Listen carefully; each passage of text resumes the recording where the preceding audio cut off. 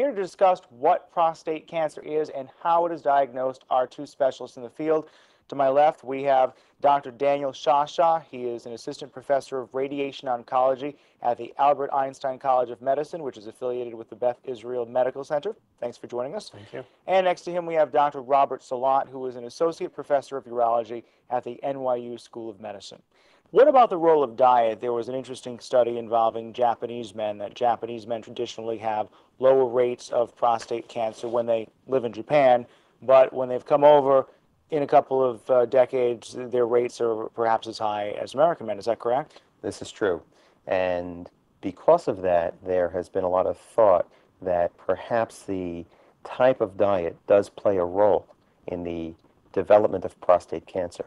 For example, the American diet is higher in fat and higher in red meat intake than is the Japanese diet, which is higher in soy product and vegetable.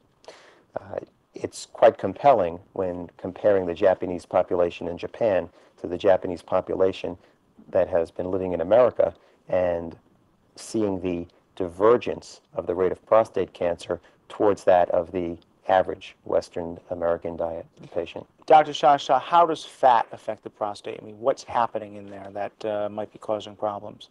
Well, one possible mechanism associated with obesity or increased fat is an increased turnover of testosterone. And going back to the first risk factor of having prostate cancer is having higher levels of testosterone.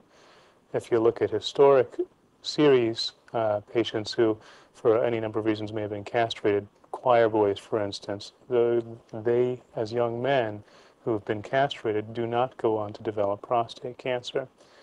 The corollary with obesity or with increased fat intake may be an increased level of testosterone in some of these patients, which may promote the development of prostate cancer. All right, some very good information. Appreciate it. Dr. Daniel Shasha, I appreciate your time, and Dr. Robert Salat as well.